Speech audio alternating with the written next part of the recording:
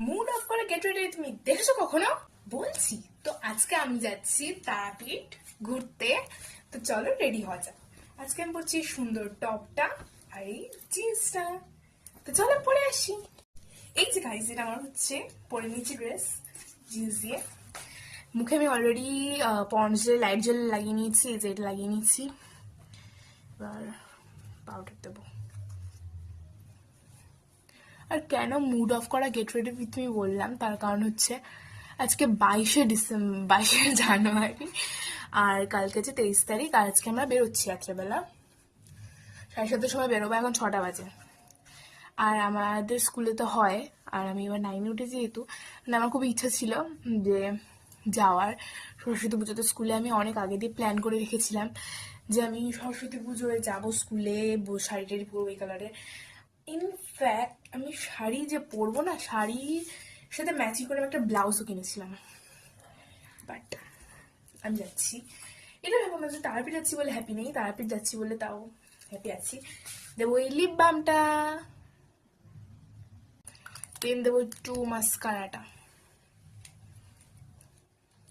আর একটা মজার কথা কি জানো, আমি না কাউকে এখনো বলিনি, মানে আমার কোনো বন্ধুদেরকে এখন আমি বলিনি যে আমি স্কুলে যাচ্ছি না। আর ওরা যখন জানতে পারবে না গাইস, আমি পুরো খাতাম। চুলটা খুলে নেবো। আজকে চুলটা খোলা রাখবো না, কারণ সারা রাত ট্রেনে থাকবো, ট্রেন জার্নি করছি। তো চুলটা দুদিকে বাঁধবো। গাইস দেখো, আমি কিন্তু চুলটাকে বেঁধে এসেছি, দেখো পার্পল কালার ক্লিপ দিয়ে।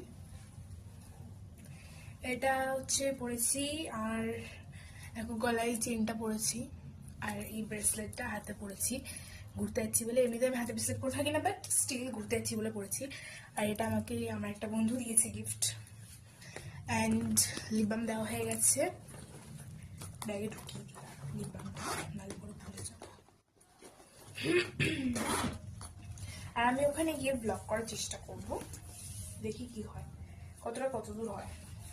আর আমি ভাবছি ব্যাগটা নেবো।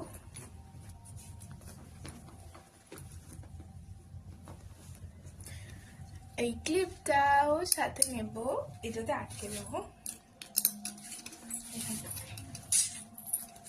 দেন দেবো পারফিউম। চলো,